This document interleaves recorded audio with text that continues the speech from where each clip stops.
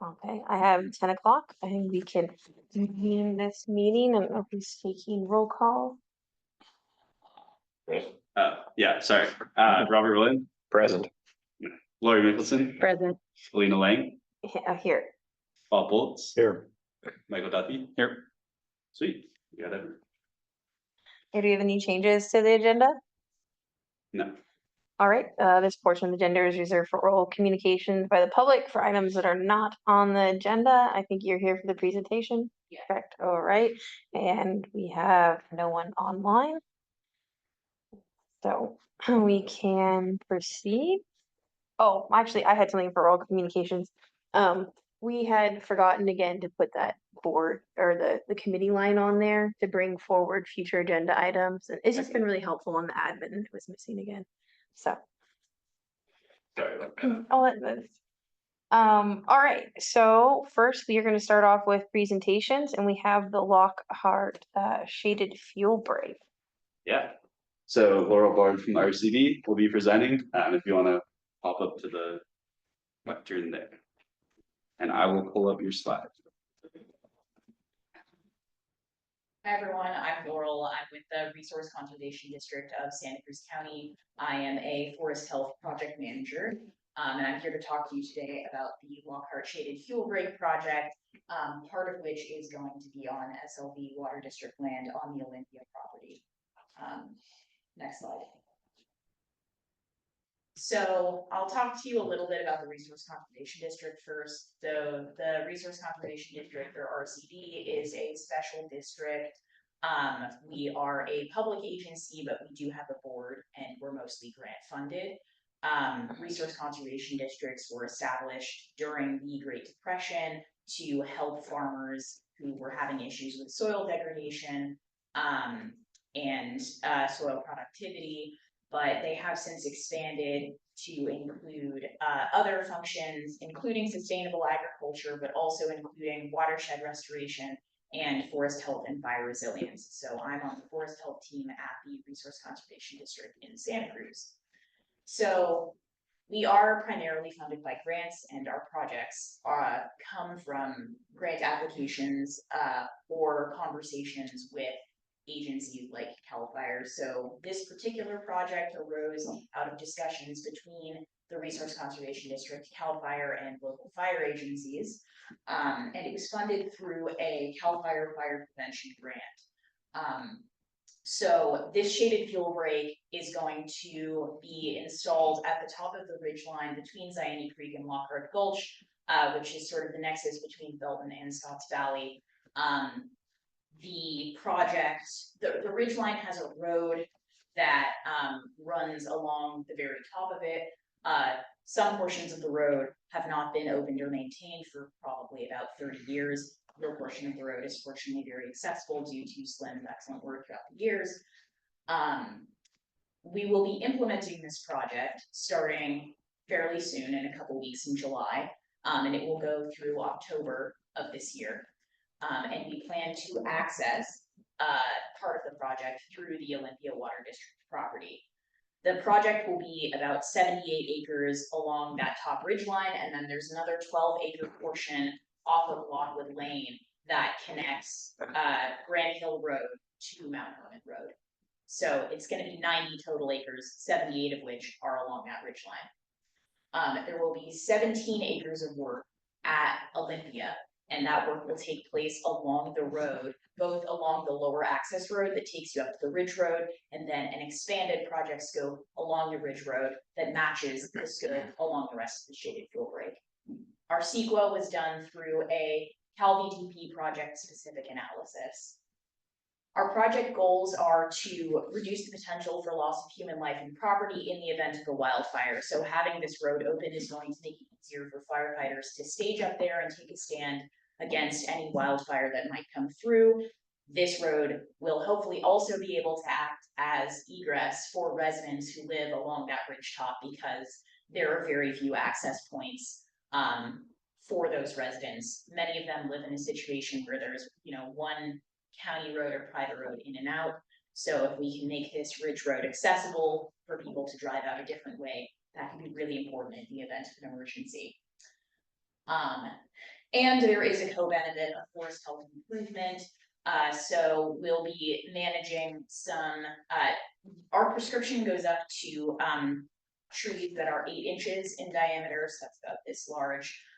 In some places, because of fire exclusion, there's been an abundance of small trees that would otherwise have been managed by more frequent fire. So we will be taking some of those smaller trees out. Next slide.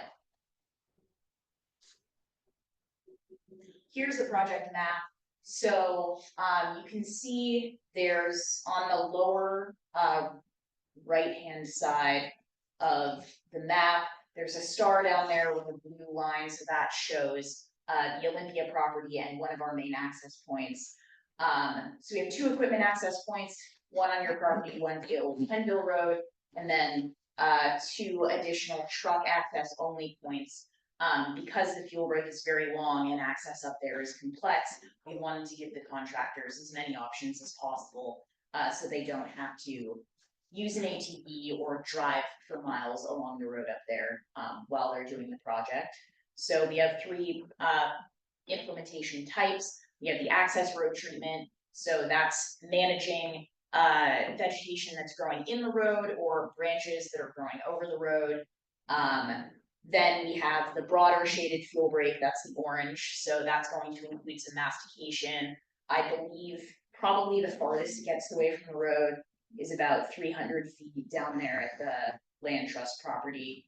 But mostly it's going to be mastication on the sides of the road.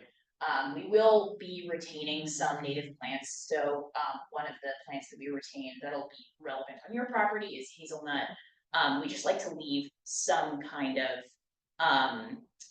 we don't want to clear everything. So we won't be retaining all hazelnut because they will need to take some out for access, just so they can get the masticator through, but we do try to retain a variety of native species. At the far northern end, we have a special treatment area. This is in Sandhills on private property, and that's just called out because they will need to not masticate and do a different prescription that will actually remove all of the biomass because of the needs of the Sandhills soils. They need bare soils for the plants and animals that are endemic to that ecosystem. Next slide. So here specifically is the portion of the project that's at Olympia. So you can see how it dovetails with the project that RCD led with regards to broom removal this past March, well, this past spring, I should say, spring and winter. So the contractors will be using the road that goes through that property and then going through the gate that's at the back and using that the road there to access the ridgeline, and they'll be doing the access road, keeping the road open throughout that section, starting at that gate. We didn't want to start before the gate because that is also Sandhills, and the road is pretty wide and open there. Yeah, you can see that there is some shaded fuel break treatment on your property as well, and it goes out to that gate with the land trust property in that redwood stand up there. Next slide. So as I talked a little bit about before, the project will mostly remove small trees under 8 inches in diameter. So this is a shaded fuel break. We are trying to keep canopy intact where canopy exists. On your property, there is a lot of overstory. On other properties, it's more chaparral. So we'll also be removing select dead, dying, or hazardous trees.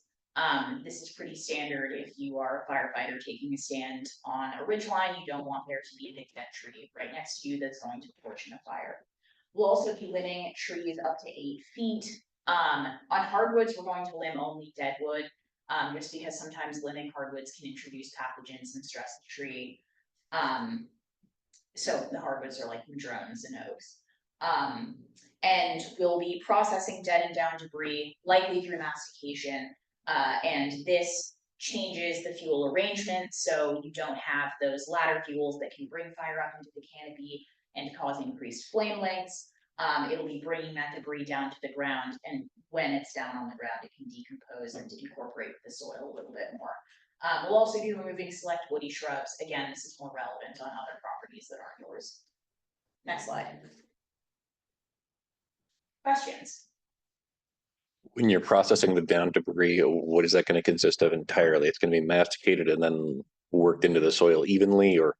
No, so we're not going to be rubbing it into the soil. It's going to be it's going to be like a surface.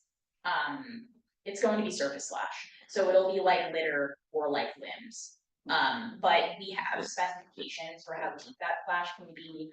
I think we put that it can't be deeper than 12 inches, but this is not a project that's going to generate that level of material evenly across the ground. Especially not on your property, just because the biomass is somewhat patchy. So it's not like we're not going to be chewing up like a hedge of chaparral and spitting out all that material. It'll be like a small tree here and there.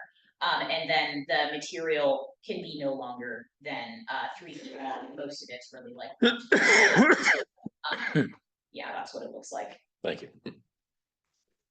Right, Michael? Thank you. Thank you for your presentation. Good to see you. Yeah.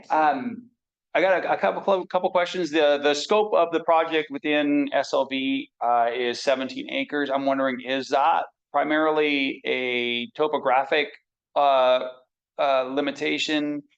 Is it a funding limitation? In other words, why was it limited to 17 acres? Does it just make more sense for the project and that's to include, or was there other limits that led to just that smaller acreage size? Yeah, so we're limited by slope. So we want this to be mostly mechanized, just because from a cost perspective, it makes more sense to use mechanized equipment where we can. So we mapped out, if you want to go back to the slide, Chris, that shows, can you go back one more actually, or to whichever one shows the whole project? Yeah, so you can't see it. This isn't the most detailed slope map, but what we did is we did an analysis up to 35%. And so the orange goes out to as far as we could, up to the 35% limitation. And that's actually why there's a little block cut out of one of the, if you zoom in down there, yeah, that's a spot that's like really steep along the road. The reason the access road treatment isn't wider, for one, the access road was not scoped in the original project. It was just the Ridgeline Road. So that was something that we were able to add in, fortunately, the clearing of the access road. And then on top, there are a few sections where the treatment is restricted, and that's because of the prevalence of broom on your property. We don't have the funds to pay people to pull the broom, or cut it, and then to buy and pull the broom before cutting it and painting it, which is required by your land management plan. So we didn't want to exacerbate the broom problem by only clearing all of the understory vegetation that's around the broom, because that would allow it to spread. So in areas, there is like a section also in that little window where there is an additional access road treatment where it could potentially have initiated fuel break. That's because there is a large patch of broom there, and we didn't want to open up, we didn't want to take out any small trees or make any space for the broom to come in, just because we didn't have the capacity to treat that broom by pulling. Yeah, so we will be limbing over the road and opening up the road in those areas and taking out anything that's dead and down, but we won't be clearing live trees in areas that have a lot of broom on your property, because we didn't want to exacerbate the broom problem. And just I'm gonna try and phrase this correctly. Our policies regarding broom removal are somewhat restricting our ability to remove the broom as fuel, or to apply fuel treatments through the broom. Yes, because if we masticate the broom, it's just going to, and don't apply herbicide, it's just going to come back. And we didn't want to risk, so right now, the broom has seed pods on it, and we didn't want to masticate the broom and be unable to, and spread the seed pods and be unable to come back and do a follow-up treatment. So in other properties, that do allow the use of herbicide, what we're going to do is we are going to masticate the broom, and then we have a contractor, we have a contract with, Michael Boo actually to, come back and retreat those areas with a 2% foliar spray solution, after we've masticated. So once you masticate broom, it sends up new shoots in the following growth year, and what you can do is use herbicide, a very light solution, in a foliar spray on those lower sprouts to kill them. So it's a fairly effective type of broom treatment that's not possible with your broom management guidelines or herbicide use guidelines, as far as I'm aware. Yep. So we chose to avoid the broom on your property rather than potentially spread it and be unable to address it later. Okay, and then I just have two more quick questions. One is, so it's a CAL FIRE grant for 2021. Is that a 3 or 5 year grant? Is this the final year of that It's grant funding? final year of that grant funding, so Okay. it ends March of 2026. I believe we got an extension on it, so it may not follow the 3 to 5 year. I think it may have originally been a 3-year grant that we got an extension on, but we're unable to get a further extension. We've already requested several times. Okay. So yeah, the funding is over in March of 2026, but that's not a problem because we'll be finishing the project end of October this year. And then finally, I know it's a shaded fuel break, and it's really going to be centered on focusing on the horizontal alignment of fuels. Will there be any vertical alignment, and will there be any breakup of, say, canopy fuels and creating some type of a larger break in the overstory canopy throughout this area to help? So in other words, if a fire gets up in the canopy, trying to prevent it from just blowing right through the entire canopy, if you can break up the canopy itself, you can get it to drop to the ground sometimes, if that's the case. But I understand that shaded fuel breaks are more designed for ground fire. And what, Yeah, well, really what they're designed for, in this case, what this is designed for is allowing firefighter access. So Right. they'll be, the idea is that they would get out there ahead of a fire that's coming toward this ridge line, and then they would be able to either in some spots, possibly not, I'm not sure what they would do here, but they might be able to lay fire retardant along the open road, or they'll stage firefighters there, and the firefighters will do whatever clearing they feel needs to be done ahead of the fire. If they feel that they need to drop larger trees to manage that threat, I believe that they probably will, but we're not going to be dropping larger trees to create canopy openings. For one, that would create further maintenance for you guys in the future, because we would be opening up the ground to more sunlight, so more vegetation would grow up in the understory. And also we didn't have the funds to tackle, like, 16-inch and greater trees that you find up in the canopy, especially up there in some of the southern areas of that part of your property. So yeah, we're focusing on what we can get to, which is the understory. And I mean, hopefully this will, if we're in a situation where we have a fire that's being driven entirely by canopy spread, that is a situation that's so dire that it's, I mean, that would be like a wind I know. driven extreme situation. it is, Yeah. it is, and I recognize that, and Yeah. yeah, so thank you very much. All right, Director Foles, No questions. no questions, all right, Lori? Robert? No more questions. Okay, yeah, so I guess it was more towards Chris, do we have anything that we can throw at this broom that's up on this property to be able to tackle this and kind of piggyback with what they're doing? I mean, my focus right now is more on maintenance of that broom project that we did down in the high value habitat areas. So Okay. that's really where my focus is.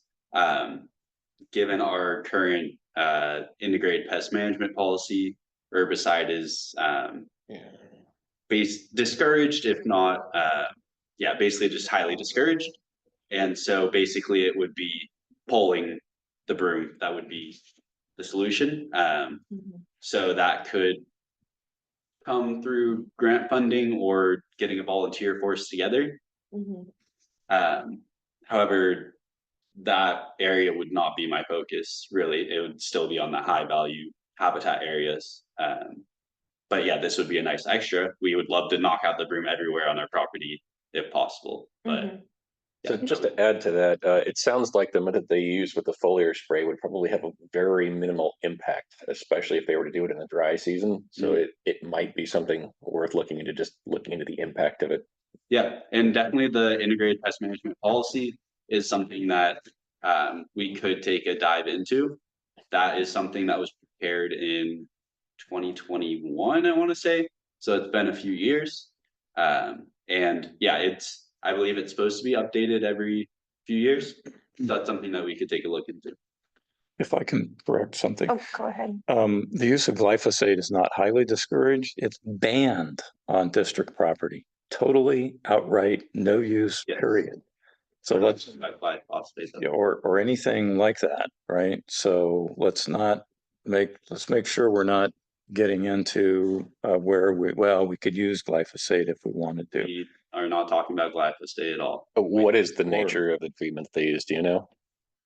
So they would use a diluted herbicide solution. I don't know exactly which herbicide because there are multiple that are effective on broom. Glyphosate is one of the herbicides that is. Yeah, effective on and I broom. mean, the intent is not to use any of that at all. Yeah. Yeah, Yes. I think there's a lot of fear around glyphosate, and I understand it, especially when it comes to our water sources. I think when we are dabbing on plants, that I think people over exaggerate the impact on the environment on that. So I think And if It it was would- handled in the dry season too. right.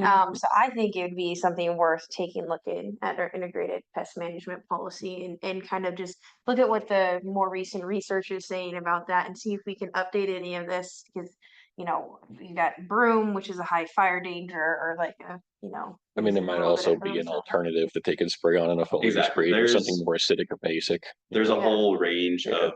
of herbicides out there. Glyphosate obviously is a really hot topic and something that people are really concerned about, which I think is fair. So yeah, I would be open to bringing the pest management policy back to this committee, Yeah. and then we can kind of discuss and see if we want to make any changes. And yeah, Yeah. we can kind of just go from there. Because I think the technique does sound environmentally sound. And we have a Question. Just, Oh, is that within the environmental committee's purview for, would that be something that we would review as far as the yeah, I think that would. policy, or is that just a board level? No, I think the committee is here to make recommendations to the board as well. So while your vote would not like necessarily set that policy, it would provide a recommendation to the board. Now they can or cannot listen to your recommendation, but I think typically a recommendation from the committee is a strong indicator that that is the way the community and staff are leaning. Thank you. It also gives like two board members a chance to kind of thoroughly go through that and be able to like share that with the other board members. You're not, taking a deep dive into something with all 5 board members, Yes. so it is definitely appropriate to bring that back here. Thank you. Do we have any further comment? No. Well, thank you so much for bringing this. Like, it's really exciting to see all these fuel break projects going on. I've seen what they did up at the San Vicente Redwoods, and they saved a lot of homes up there. So this is really amazing work, and just really appreciate your time. Yeah, Thank you, Laura. great to talk to you Thank guys. you. Thank you. Have a great day. You too. All right, so we have no one in the room for public comment and no one online. So we can move on to new business, and we have a Bear Creek Estates wastewater update. Yeah, if you don't mind first, I just wanted to have Janelle introduce herself. We kind of, started with the presentation, but Yeah, I just wanted to say hi real quick. Yeah, So my name is Janelle Vasquez Nicholas. I'm the new environmental planner. So I'll be assisting Chris with all the projects and project management. Good luck. Very excited. So happy to have you. super excited. to have you. I saw your work on the Carmel, and I did some Oh, stuff thank you. out there before the dam was removed, so I'll have Yeah. to chat with you another time. So yeah, the next item is the Bear Creek wastewater item. And basically, I just wanted to bring you an update. I forget exactly how it came up before, but that is an item that we were interested in hearing about. So the basics of the system, it was built a long time ago and it's out of date now. It does not meet nitrification requirements, and that is consistent. We upgraded it in like 2013-ish, and at that point it was meeting nitrification requirements, but given increased requirements recently and decreased system functioning, it no longer meets requirements. So what we are doing in response to this, we have submitted a request to the EPA for technical assistance, and we have a provider that is kind of helping us. They're going to look into our system. They're going to see why it's not functioning to what it needs to be functioning to, and then hopefully provide us with some solutions as well as grant funding, or at least a pathway to get there to grant funding. And we also have a private contractor who is doing the same thing. The main issue is that we do not have funds really to do the upgrades that are necessary. This system is supported by approximately 58 homes, and that is a very small customer and monetary base to actually make those upgrades from. So that's our biggest issue right now. I think it's generally a good process that we have going right now, and that we are figuring out what the issue is and the upgrades that are needed. And then hopefully that will lead us to what we need to do and hopefully provide us funding opportunities to do it. Yeah, with that, I will stop and see if y'all have any questions or comments. We'll start this. Oh, you want to go ahead? Go ahead. I was just Alright. wondering what the timeline was, like when we thought we were gonna be getting the guidance that we need. Yeah, so I engaged with the technical assistant maybe 2 months ago, and it took them a little while to get back. But now that they're actively working on it, and they're planning for a site visit sometime this month, or not this month, but early next month, I guess. So I am not exactly sure what that process is going to look like, but seems like they're moving relatively quickly, and yeah, I'm not sure what their analysis is going to look like either. I would hope quickly, but yeah, we haven't been through this process with them before. Not quite sure. Sorry, were we issued any kind of notice of violation or anything? We were. Yes, consistently. How consistently are we talking? Are we talking only every time it rains, or?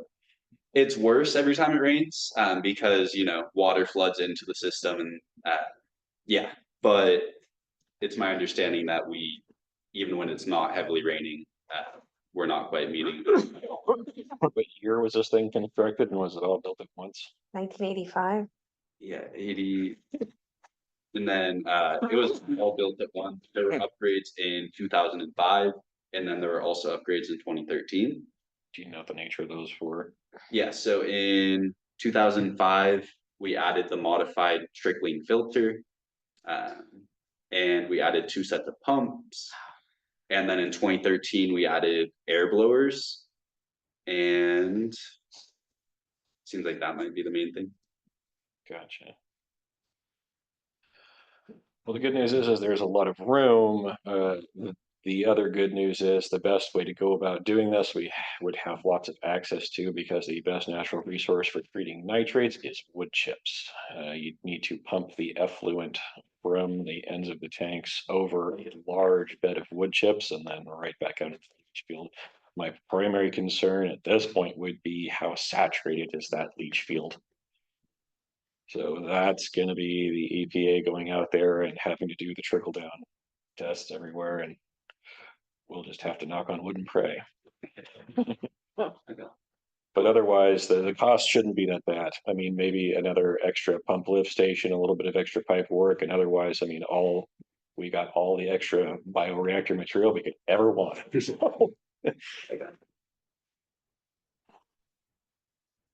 It sounds like you should be the one to forward. Got some knowledge down there. So, do we have some comments down here, Duffy? I have some questions. I have a question too.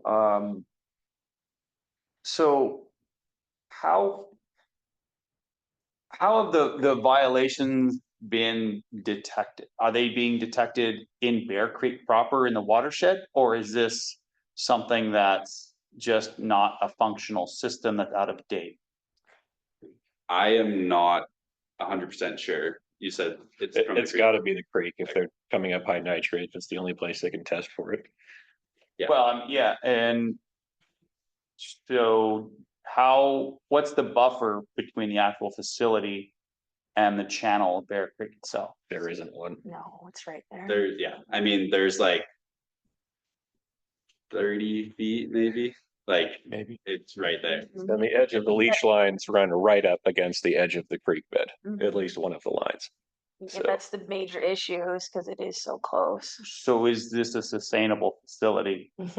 It is if it was properly sized and maintained. However, as he was saying, when this thing was built, like this thing has 3,000 gallon tanks on it, two of them. I was required to put in a 1,500 gallon tank, two of them to retrofit my 2-bedroom home up in Boulder Creek.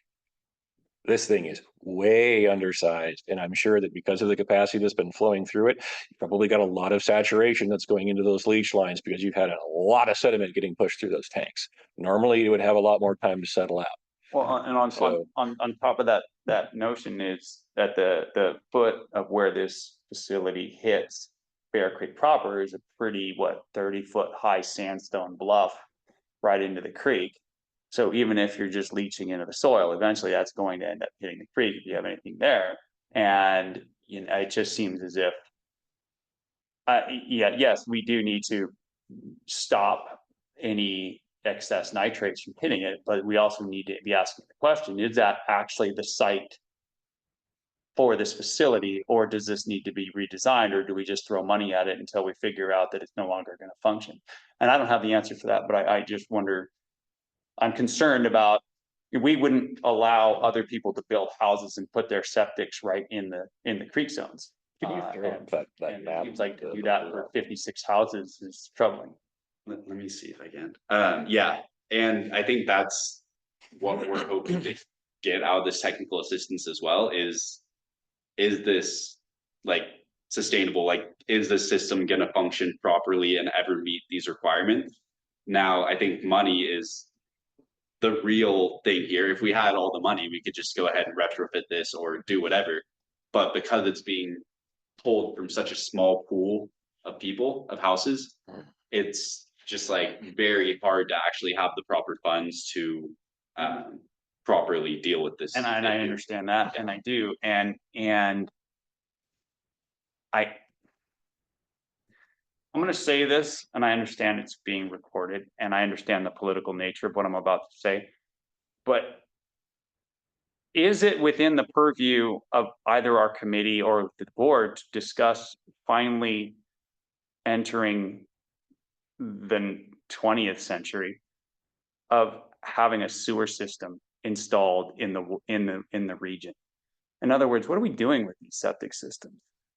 Like, I understand that we want to limit growth.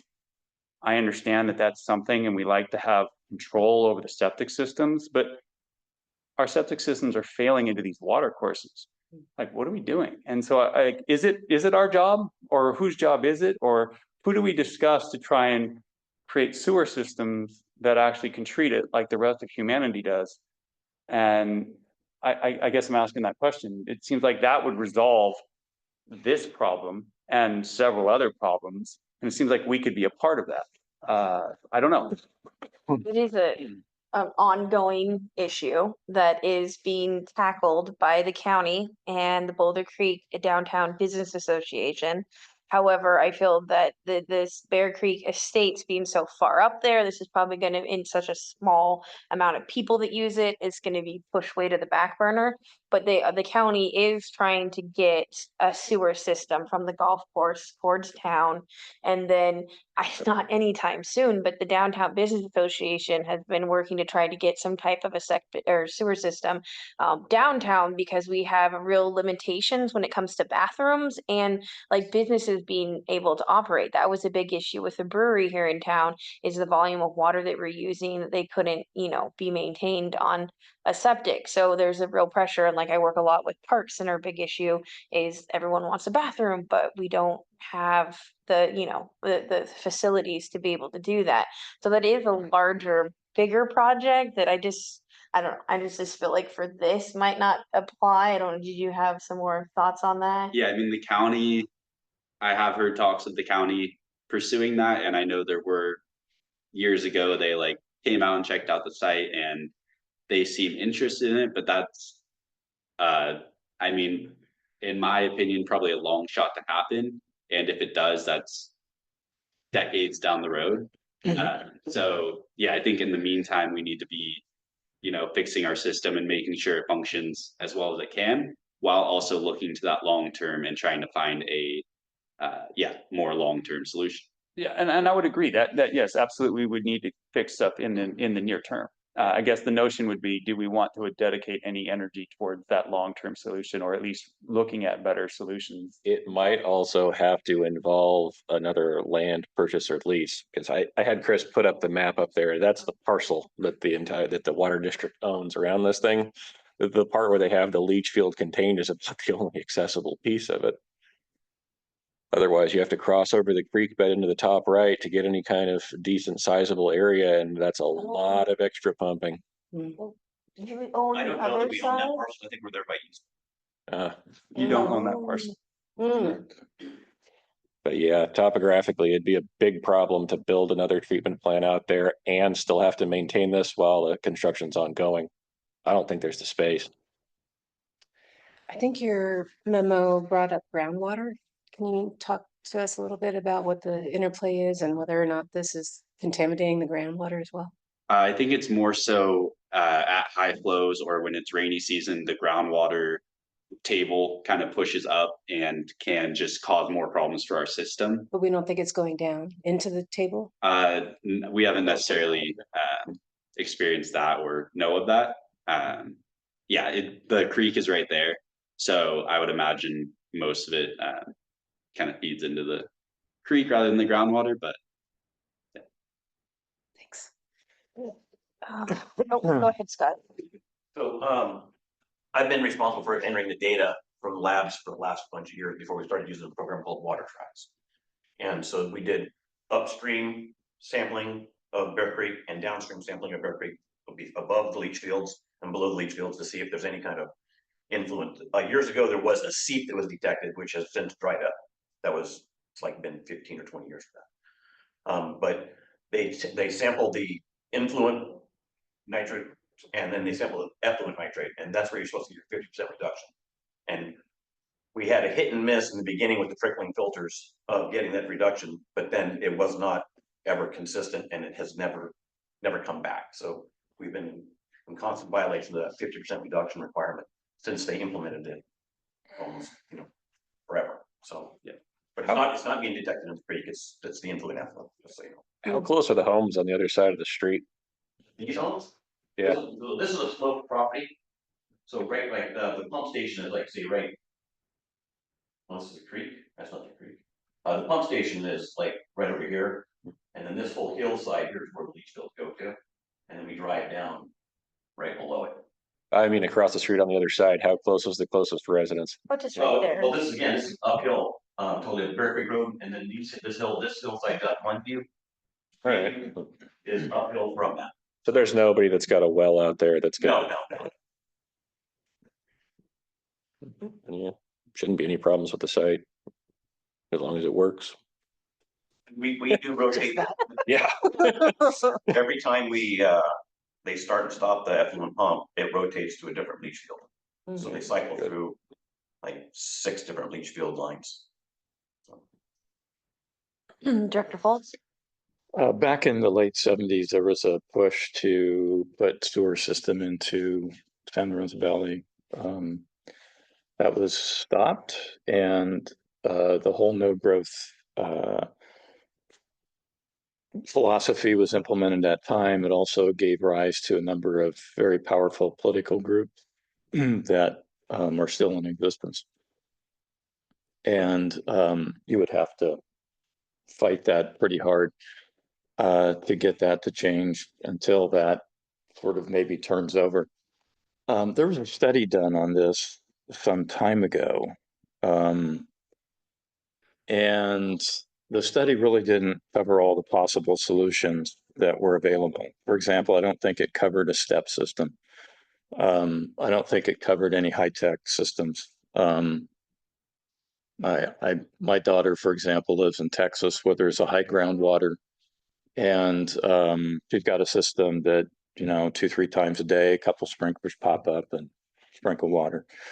None of that was looked at. And the reason it wasn't looked at is because county and state regulations don't allow those solutions. The only solution that it would allow is basically a reconstruction of a full treatment plant, similar to what you've got going on now. And that came out to be completely 100% unaffordable. There is no way to pay for it. We are not a disadvantaged community. No element, no neighborhood in our service area is disadvantaged. There will be no grant funds for this, or at least there weren't any identified at the time. I mean, I hate to paint the solution like I do, but there really isn't a solution at this point unless the county and the state allow for innovation and technology to be applied to this issue. Other countries in the world deal with this. You can process sewage on lots that are as small as 5,000 square feet if you apply the right technology. The second aspect of that, of course, is the construction costs. In Texas, it was about $25,000. Here, it'd probably be close to $250,000, just because it's California and we like to price everything out of sight. So that's the other aspect that you're dealing with here. This system should not be in our, I don't know how the heck, I still haven't figured out exactly what political process, other than some deal that got this into our district. This should not be part of our remit. I feel really badly for these people that live out here in Bear Creek Estates. They've suffered a long time. But there really just isn't any viable solution here that's affordable. So, I mean, we can effectively study it to death and study it every few years, which is what we're going to be doing. There might be some incremental things we can do here and there if technology allows us to do that. But short of basically reconstructing this entirely or moving to a completely different solution, and the county giving an exception or the state giving an exception to allow that to happen, I don't know that we'll ever be in compliance. And then the only other question you have to ask at that point is the federal government going to come in and basically say, or county or state come in and say, hey, is this stuff going to get red tagged?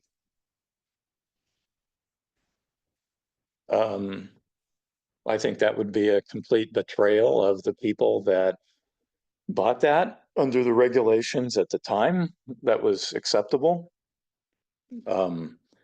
You know, we've increased the regulation severity here to the point where there's really not much of a solution. So if we really are serious about this, we need to go back to the county and the state and basically say, hey guys, we need to get creative here. And if this, we're permanently in violation, or you allow an exception to your rules to allow a different solution to be applied, and study that.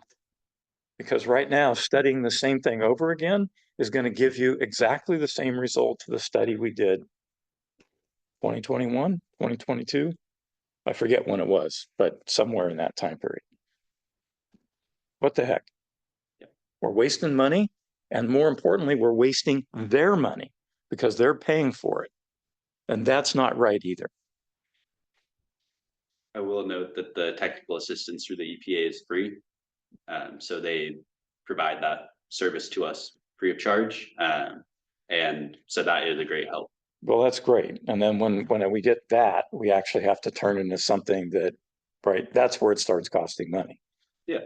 I So- mean, but hopefully the ideal is that they provide funding, some program, which is kind of like the end goal of technical assistance, is to tell them what needs to be done and then show them how they can do it.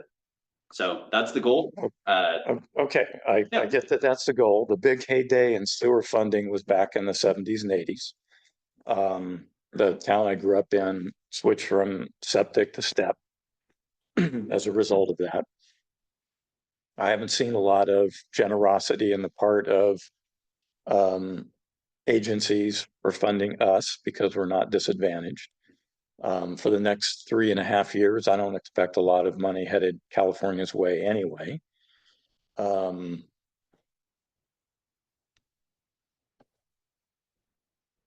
So where do we go? Yep.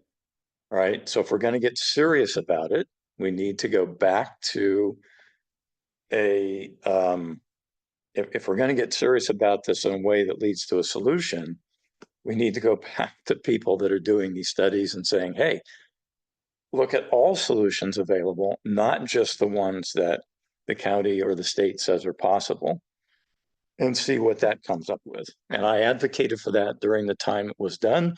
It was basically told at the time, we aren't going to do that. We're not going to advocate for it because the county doesn't allow it. Well, what the heck? If you don't have the solution to go back and ask for an exception, what's the point? Everybody knew that it was going to be unaffordable to begin with before we even started and spent the money on it. I don't know, guys. It's an entirely different approach is needed here. Okay. Do you still have that map available? I just wanted to point that, is it still? Yeah. Oh, I just wanted to point something out to everyone about why I think this, Which you know, one? just of where the lot is located, and maybe zoom out a little bit. As I just wanted, I don't know if a lot of people know this. Just pull it to the right of the street where that lot is so you can see farther down Bear Creek. Oh, I guess you just have it there. Well, just right off the map, right there is actually our Bear Creek Rec Facility Center where all of our kids go and play, and the stream runs right through there. So basically, where that is, it takes a bend, and then all of our kids play in the water. And we also have a lot of fish species. They've seen lamprey going up there. So I think that's why this is something that's very important to me, that it's so close to that facility. And I know you said 2013. I swear I heard 96 in a meeting a couple of years ago that this has been out of compliance, but I might be wrong. I That started seems to be in the 98. Yeah. And they changed the ruling to the 50% reduction, like in 2000 or 2002 or something like that. Okay. So, So, yeah. sorry, I don't have the record in front of me. Yeah. Well, it's just been a really long time, and I think she asked the question as far as the timeline. So I'm glad to kind of hear that that's starting to move along, because it's been a lot of time that this has just been sitting. And I was the one that asked you to put it on because I wanted to know what's going on as far as this, because when I heard that I was like, what? Like that's quite a bit, and especially since like we significantly raised the rates on these people in Bear Creek Estates. They have a huge bill for us to treat their septic water. So trying to get this in compliance, I think, is really critical. And I think, I was looking at the Prop 4 as we're sitting here. There might be some ways to go for some Prop 4 funding. Such as you said, a lot of this has to do with flooding.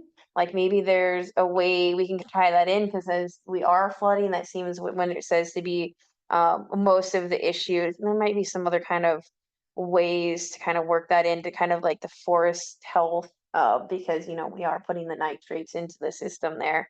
And then even Q, like maybe we can be talking this, and I think this is a really good topic where we can sit down with Supervisor Martinez. Maybe like I know she's coming out on one of our site tours here coming up soon, and just kind of planting this seed in her head, like, hey, we have this septic system that's failing. We've been trying, and talking to her and seeing if she has any solutions to that. What is the cost of these violations? Are we getting fined? I don't believe so, but I am not aware. Scott, do you have more? I don't believe we've been fined, they keep telling us that we're out of compliance. Okay. And then Bob touched on a study, and where is that available? I can make that available to you after. I don't Okay. have it on my fingertips at the moment. Another funding program that I think this could potentially be applicable to is our Cal OES Hazard Mitigation Grant Program. Oh, yeah. That we just submit our local hazard mitigation plan to FEMA finally, our final plan rather. And so that will be completed within like 45 days they have to review, and then it will hopefully be finally accepted. And then we can actually apply for the funding through this program. Some of it is for flooding prevention in different ways. So I think that could be a way to go. Now that funding only opens up whenever there's a disaster in the area, in Santa Cruz County. So the wait till So, winter. yeah, exactly. So whenever there's the next disaster, they'll open up another funding, or even the Los Angeles fire. That opened up a huge pot of money that we could apply for if our hazard mitigation plan was complete. Oh, So okay. for the next disaster, I'm hoping to have a number of projects lined up so that we can go ahead and apply for that funding. I honestly don't know if that'll fall into the scope, because if the system functions as it should, flooding shouldn't be a problem. Yeah, but it's not, you know. So Yeah. that- We can try. Another point I want to mention, just kind of aside from Bear Creek and more on the grants in general, is there was a CAL FIRE grant that opened up yesterday for forest health. So we're definitely going to be applying for that. We'll see whether we go it alone or we kind of hop on an application with another entity. But that's going to be a great opportunity for more fuel reduction around our infrastructure, as well as any other of those types of projects we're interested in. Chief Bingham here in Boulder Creek was interested in doing some sort of a shaded fuel break or a fuel break up on our Ben Lomond Mountain property, kind of by line treatment plant.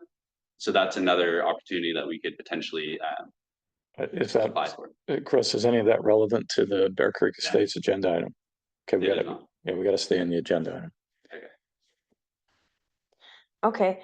Yeah, I mean, I'm curious to see what the EPA has to say about all of this and the follow-up. And I know like septics get a lot of heat, but they're not all bad. They do return water back into our system instead of being trucked off, you know, to a treatment facility. So they trickle back into our groundwater, not full of nitrates if you're working well. So that there is a little bit of positive to all of that. But yeah. Did we have any other further questions or comments? I did have one more. Go ahead, Michael. With this facility, how much resources of the water district are used to maintain and manage the facility? And then a secondary question, if somebody can answer, has there been an increase in inflow of waste into the facility? Or has this just been over time, a decline in the ability for the facility to process? Or is this just a straight regulation change that's making this out of ordinance or out of compliance? I believe it was the same amount of homes that kind of have been with it the whole time. So I wouldn't imagine that there's been too much change in terms of actual inflow. The regulation change is obviously what has kind of caused us to be in violation constantly. But according to my understanding, the equipment has kind of worn down and does take regular maintenance. Scott would probably know more about what our operation team actually does in terms of going out there and maintaining it. But I just know in terms of like maintaining the leach field and stuff, like we have to, you know, remove vegetation and whatnot. We also have solar panels out there, so like making sure that they're not messing with each other. But yeah, Scott, do you have anything to add to that in terms of what operations does? So Regular maintenance out there? regular maintenance, we go out there quarterly and we pump the septic tanks out. Usually like it's like 6 loads that go out of there. So that happens, and then They're always checking the, what's called the lift station. We have 2 different lift stations that are out there. One of them pumps it across the creek from, right below the water district building in Bear Creek Estates proper, pumps it through to the leach field. And so there's 2 pumps there that, recently have had some issues. The racking form was rotting away, and the pumps were shifting and not functioning properly, but we just had a company come in called Essential Services. You might see that on a bill list. They're out of Santa Cruz, and they came in and fixed the rails and did some stuff for like less than 10 grand. We had another bid from a company out of South San Francisco that the guy lives up here at the golf course. But his bid was to replace that whole pump system at that location, and that was like 80 grand. And the Essential guy said, well, how about we just get it working, see where we're at, and we can go from there. But right now, the issue is just getting it working. So, yeah, go ahead. How old are those pumps? I'm sorry. How old are those pumps? Probably the original pumps. I mean, they haven't been changed since I've been here. So, Michael, to add on to your previous question, usually a septic system has a 50-year design life. That's what they'll plot out the leach field. That's what they'll plot out the pumping stations and everything else for. So this thing is just broke. It's at the end of its design life. Bob is completely correct. This thing is due for entire overhaul. The only things that we could do to band-aid this thing along would be to add some additional tanks in front of the ones that we already have and redirect it to allow additional settling to come out. But it's not going to bring back the performance of the leach field. Ain't nothing going to fix that. Only way you can fix it is to send in equipment, trench out the earth, and put in some that's not saturated. It's got to be physically removed and overhauled. So the EPA can come in and make whatever recommendations they want, but this thing is simply at the end of its design life. There is also an I infiltration issue with when it rains that we tend to pump way more fluid than we normally do. So all the leach lines, all the lines leading to the system need to be like lined in order to mitigate the intrusion of groundwater. We've gone out and like covered the lids with tape and sealed them up and made sure people aren't putting their downspouts into the sewer and things of that nature to mitigate it.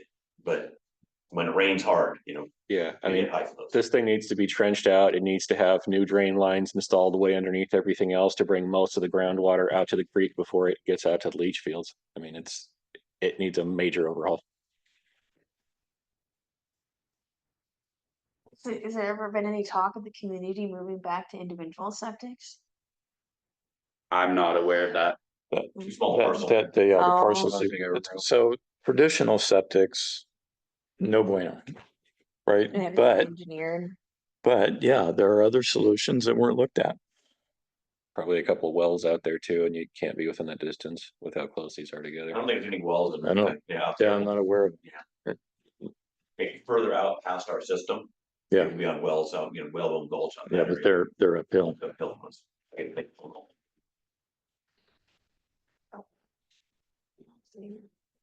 All right, do we have anything else? We're not gonna be able to adjourn the meeting. Oh, okay, well, because he doesn't have to stop the recording. If I end the meeting, Oh, you're running it. Okay. All right, I'll just flip back over, make sure we don't have anything else. I think that we are all good, and if there's no further comment. We can say the meeting is adjourned at 10:58. okay, thank you.